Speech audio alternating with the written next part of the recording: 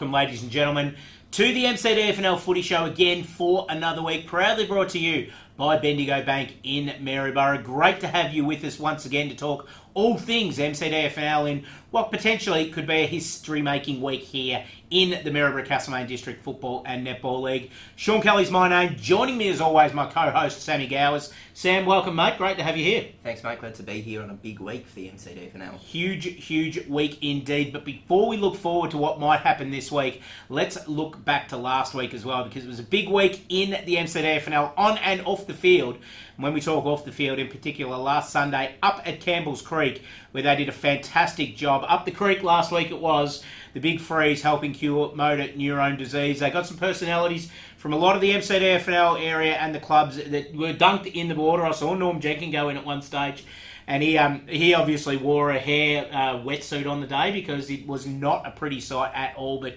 great to see Campbells Creek raising so much money for MND. Can't remember the exact figure, but I think it was around the 20 grand area somewhere, wasn't it? Yeah, I've heard figures in that vicinity, Sean, but like you said, great work over on at Campbells Creek. We spoke last week about how much they do off field, and this is just another example. And also the MCDFNL clubs that supported the cause. Great to see people travelling over on a cold Sunday to jump in the ice tank. And that was one of the main things that got me about it as well. Yes, Campbells Creek ran it. Great idea. Stephen Adamson actually came to me about 10 months ago and saying, I want to do this, and said, go for it. Go for your life with it, back when I had some sort of pull about these kind of things.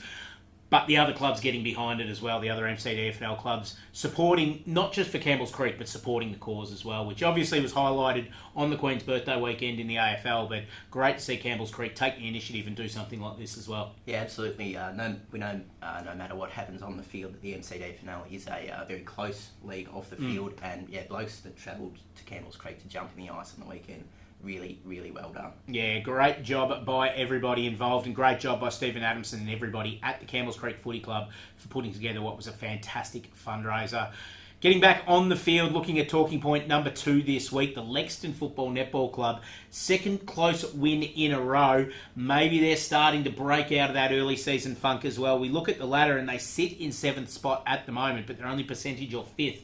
And they're going along very nicely over the last couple of weeks. Yeah, they certainly are. I think winning margins of 4 and 11 in their last 2 games. Getting over Maryborough Rovers on the weekend, actually coming from behind to get that second close win, which has cemented them inside the top 8 for the time being. It has indeed, and the coach leading the way on the weekend as well, Matty Brown, kicking his first big bag for the year, getting 5 on the weekend as well. Yeah, good to see the Brown dog doing his best work back in front of goals. I think he's been spending a bit of time at half back and things like that, which would be unfamiliar territory for him, so he'd be happy to be back amongst the goals. And good to see he put himself in the best 6 on the weekend as well. Well done, Brownie. Just a little bit of me time there for him as well. We always like to see that. The coach has just given himself a pat on the back. We do indeed. Matt Smith's a great one for that at Talbot as well. Obviously one of the reigning Berry Power medalists.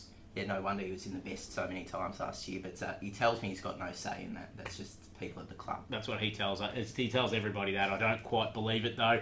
Talking point number 3, and we're doing something a little bit different this week because we're foreshadowing. A lot of our talking points are normally about the past, but this has to be talked about because this is the biggest game of football in the AFL Goldfields region, possibly in country Victoria, if I want to over-hyperbole this one. Sunday, Natty Bialaba taking on Navarre at Natty Yalek. Navarre going for what we believe would equal the all-time record for wins in country Victoria at 50. We know Victoria-wide Vermont back in the Eastern Footy League back in the day had a 61-game winning streak as well, so there's still a little bit to go for Navarre if they want to get the statewide title. But definitely we think that if they win this weekend, not only do they raise the bat for the half-century, but they'll also take a share of a record shared by North Ballarat, we believe, and Churchill as well over in Gippsland, which is now Hazelwood, you were telling me before. Yeah, there is no official records, unfortunately, for the biggest winning streak, but we think North Ballarat and Churchill, now known as Hazelwood, sit on 50. So if Navarre can get 50, 51, they might be the new title holders. Not going to be easy for them, though, because they're coming up against Natty Bialaba, who are also undefeated this year and also playing some very, very good football at the moment. Yeah, absolutely. One of 3 undefeated sides along with Navarre and Royal Park. And we saw Navarre just have a little bit of a wobble on the weekend against Newstead, which was interesting to see. I think the first time anyone sort of pushed them all the way this year, and they responded well. kicked, I can't remember how many goals it was in the last quarter, but ran away with a win over Newstead, which they would have been very pleased with. Newstead, of course, the last team to defeat Navarre back in the qualifying final of 2013 as well, so it would have been a little bit poetic if they had have ended the streak, but in the end, Navarre just keep on keeping on.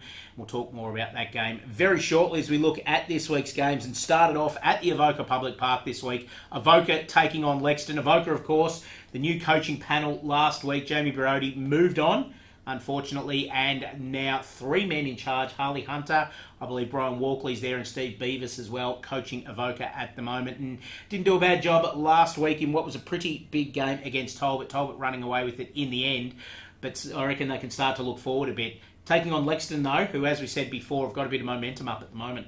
Yeah, plenty of football knowledge amongst those 3 names you mentioned just there. Harley Hunter, obviously one of the better on-field performers for Avoca so far this season.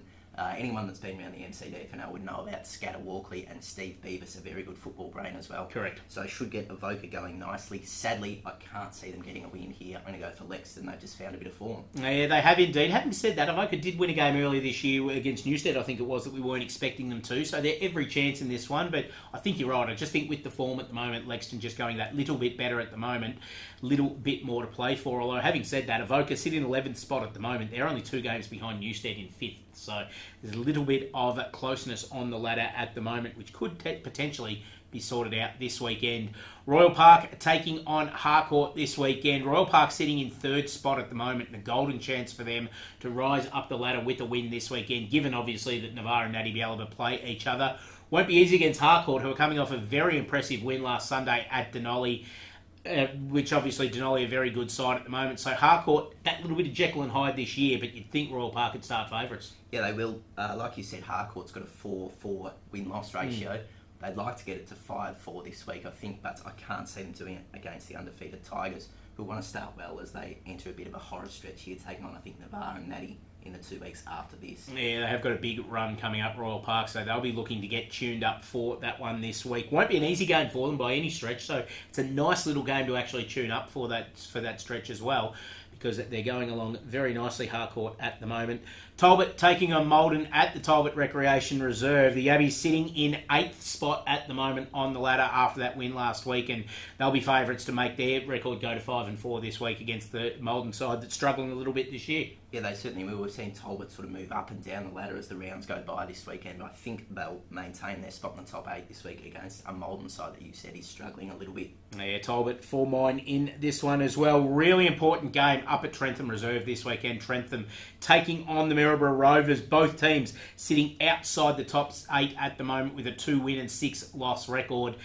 As it stands, both of those teams 2 games out of the top 6, the top 8, I should say, at the moment. Top 6 as well, but top 8 at the moment as well. If you go 3 games out after this weekend, it's almost curtains with only 7 to go after this. Yeah, it will be. Trentham's a side that we've spoken about a lot this year, and in particular their improvement. But as much as they've improved, we haven't seen them get those wins.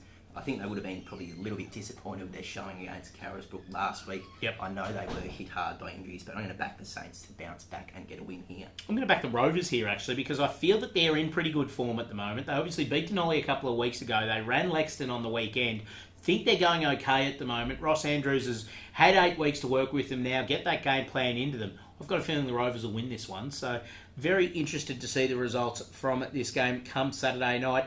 Denali taking on Campbells Creek at Deledio Reserve. Denali sitting a game outside the top 8 at the moment after that loss against Harcourt on the weekend, and they'll be very keen to get themselves back in a position where they're pushing into that top echelon. Yeah, they certainly will, especially after that promising start they made to the season. They won't want to waste that. They want to get back in finals contention, and I'll back the Eagles in to win this one. Carisbrook taking on Newstead at Royal Carisbrook on the weekend, and 2 teams in pretty good nick at the moment. Newstead will give themselves a big chance, obviously, after taking on Navarre last week and really pushing them all the way, but Carisbrook are flying at the moment. Obviously, we talk a lot about Navarre and Natty this week, which is fair enough, and we've talked a lot about Royal Park, but Carisbrook needs some love because they are coming. They are in a very, very good reign of form at the moment, and I believe there's a milestone going around this weekend as well. There's been a bloke petitioning to get chaired off the ground this weekend after his 100th game at Carisbrook, which probably come a little bit longer than what he expected, given that he did nick off for the year last year, but of course, we speak of the big hard hat, Jackson Bowen,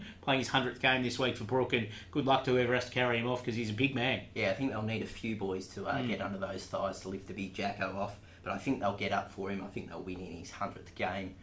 Like we said, Newstead have been probably a little bit up and down this year. They've won some games that we maybe thought they weren't going to win, but dropped games against teams like Denali, so Correct. I'm going to back the Brook. Yeah, Brook for mine as well, just flying along at the moment. And then, as we mentioned earlier, Sunday footy this week in the MCDFNL does not get any bigger than this. Natty Bialaba taking on Navarre at the Natty Yallock Recreation Reserve.